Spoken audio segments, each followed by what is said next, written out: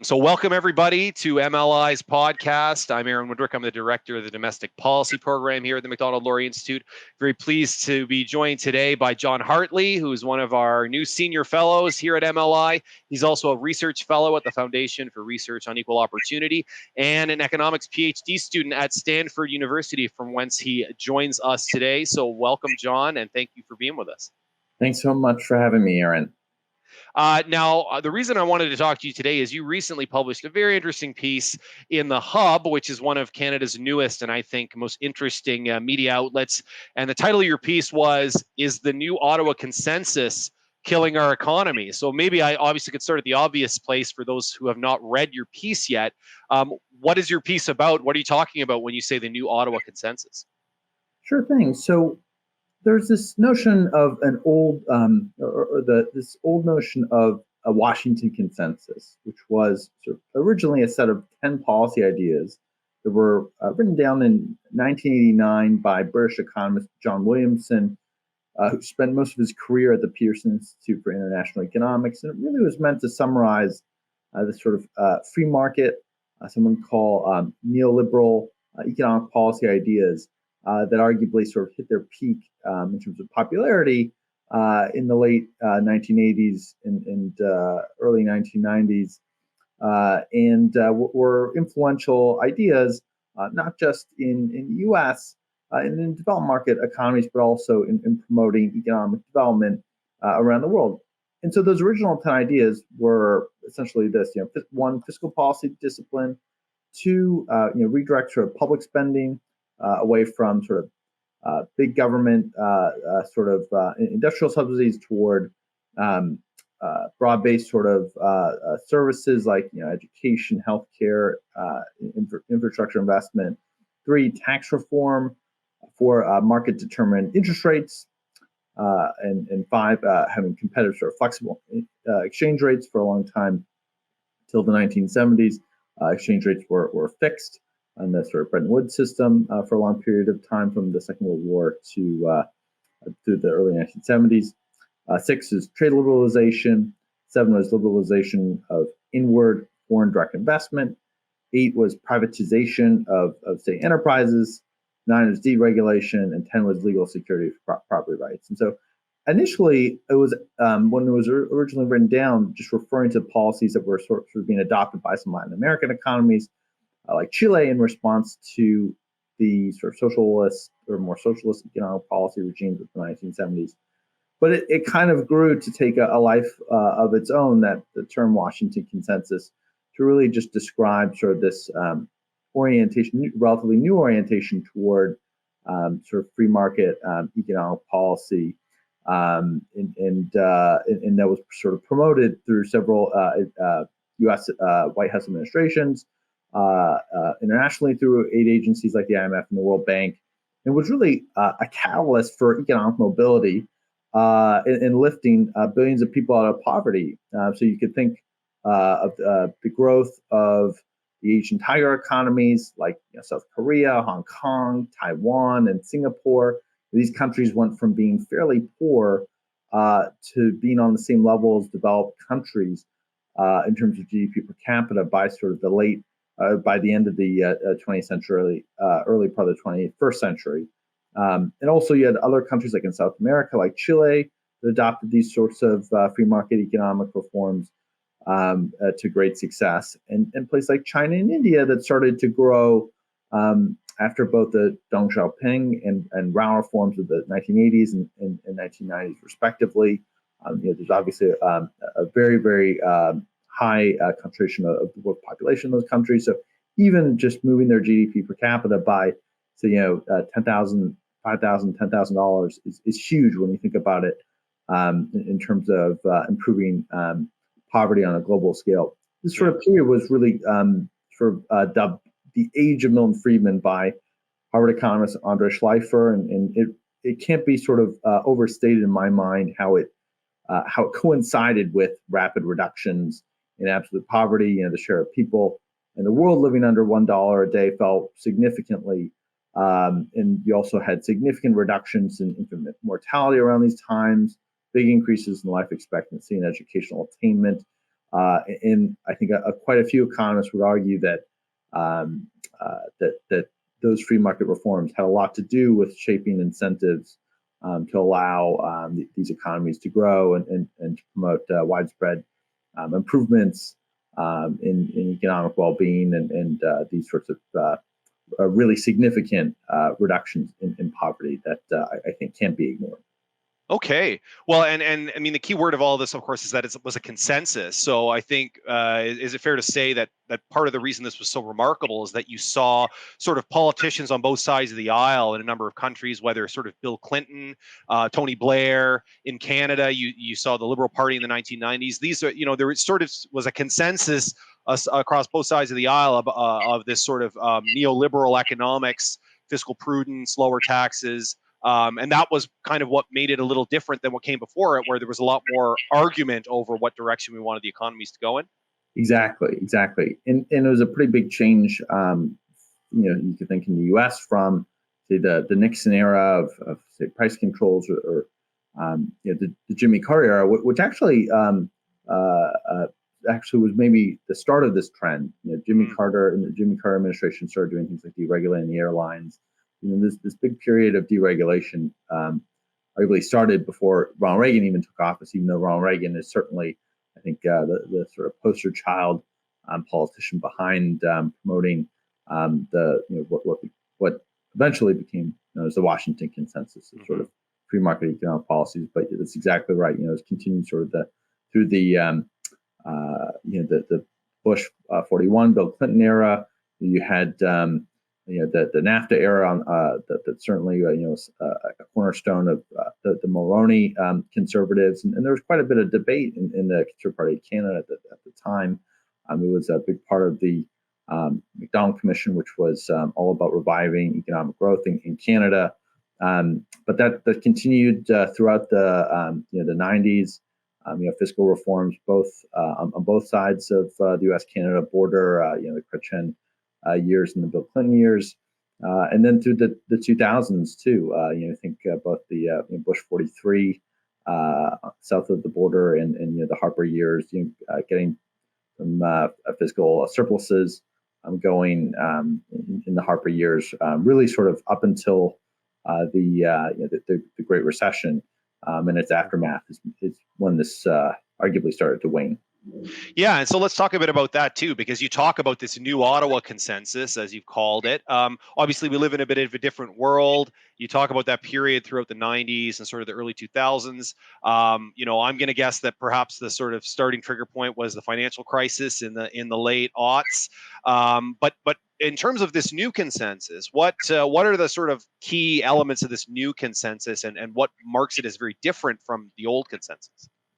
So I'd argue that there's been a pretty rapid shift in sort of thinking, certainly in the sort of past 15 years following the global financial crisis. And I think there's sort of 10 ideas that have become ascendant in, I'd say, both Washington and Ottawa across sort of administrations in the U.S. at this point. Are a lack of fiscal policy discipline. We've seen really enormous fiscal deficits and debt amongst both conservative and liberal party regimes. More progressive taxation. There's certainly been less of an emphasis on individual tax cuts from conservatives. You have central bank determined interest rates. With inflation targets, the central bank inflation targets came in the early 90s, but one big thing that we've seen since the global financial crisis is like quantitative easing. That's now a standard part of the central banker's toolkit. Flexible market determined exchange rates with sort of limited interventions. We're definitely seeing less FX interventions since really the 1990s, and they tend to be pretty rare. In general, we've seen trade barriers, quotas, and tariffs are now a commonplace idea. We've seen capital controls against high capital inflows. This is something that's more really promoted in emerging markets, but even in Canada, for example, things like foreign buyer taxes, or foreign buyer bans on housing, Mhm. is arguably a kind of capital control, depending Right. on how you define these sorts of things. Lender of last resort bailouts for too big to fail institutions. This has been a centerpiece of U.S. economic policy. Everything from the bank bailouts of 2008 to the Silicon Valley Bank receivership and bailout of 2023. Industrial policy to meet economic objectives, not just foreign policy objectives, and aggressive antitrust enforcement. That's certainly a new thing in the era of big tech and say, for example, Lena Khan's nomination to the FTC in the U.S. and just in general, the growth of regulation through the administrative state is something that I think we've seen on both sides of the board. So those are the 10 points that I'd argue sort of maybe all part of some sort of emerging sort of new consensus called a new Washington consensus, new Ottawa consensus.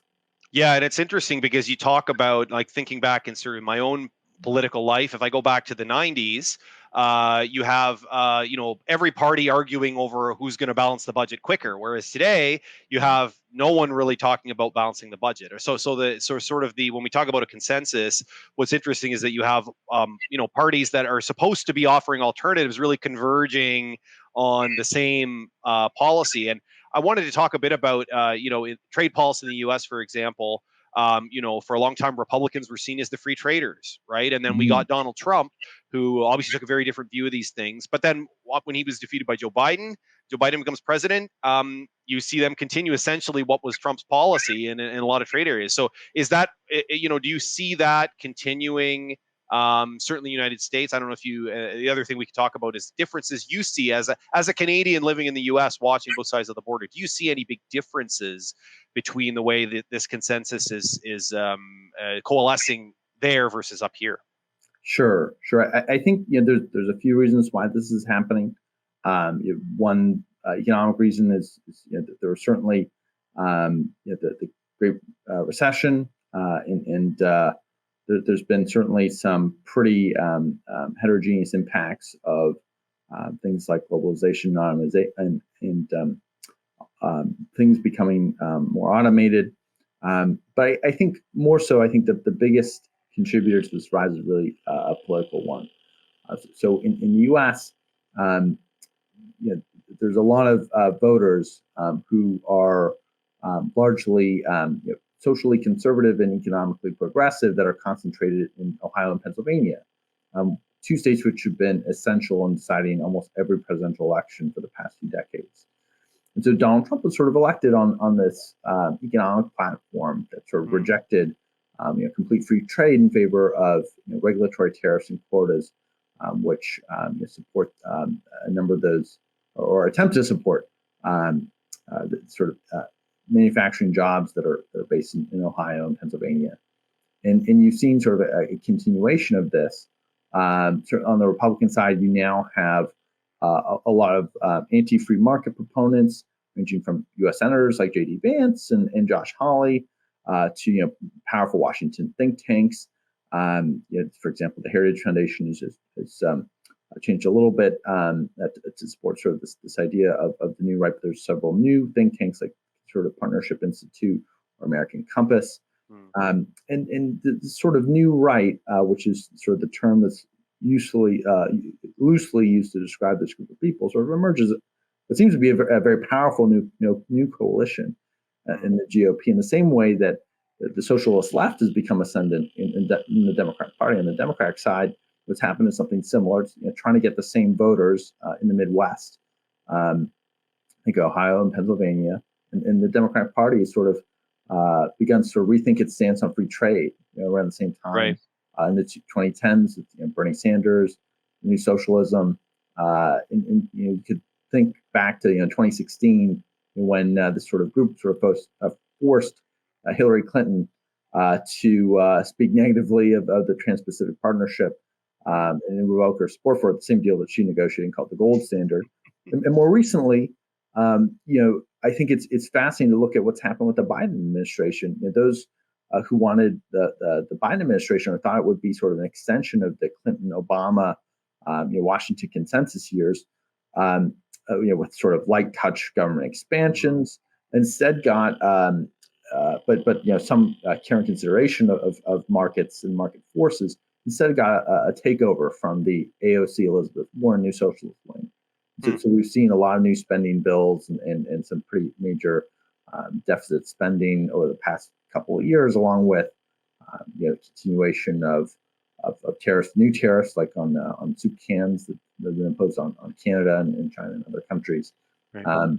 But how does Canada compare to the U.S. in terms of this new approach? I think it's similar but different. Canada was a major exponent of the old Washington Consensus, that sort of crystallized in the 1980s, and as I mentioned before, the Macdonald Commission, the Mulroney government supporting NAFTA, the Chrétien-Martin fiscal reforms in the 90s, and the fiscal surpluses of the Harper years, along with a lot of free trade deals along the way in that period.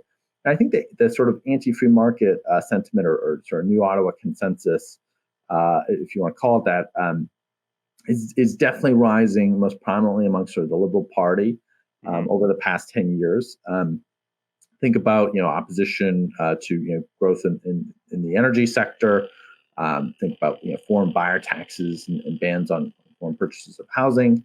It's very much on the front to this idea of having free capital flows. Think about the massive increased amounts of government spending and debt.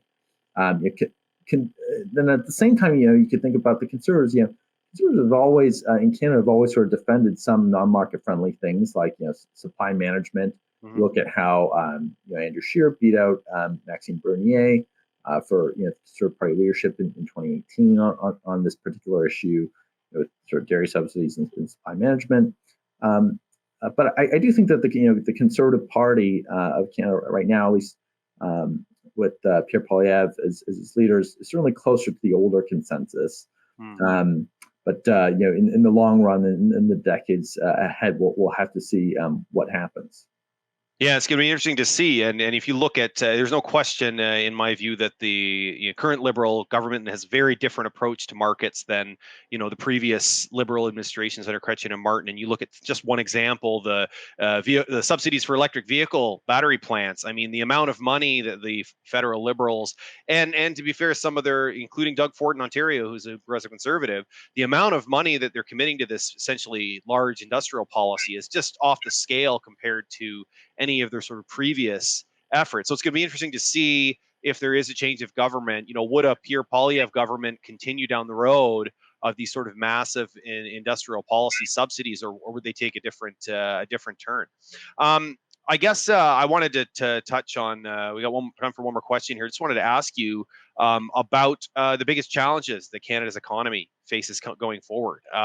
We again come to the fact that you are Canadian living in the U.S. I think you have the benefit of comparing, how things are at home versus what's going on down here. And what do you see as the biggest challenge or challenges facing the Canadian economy in the coming years? I think the biggest thing is getting economic growth going again. GDP per capita in Canada has been flat over the past 10 years. Things like relaxing energy market regulations, relaxing land use regulations to get housing affordability under control, relaxing occupational licensing restrictions, particularly given how large Canada's immigrant base is.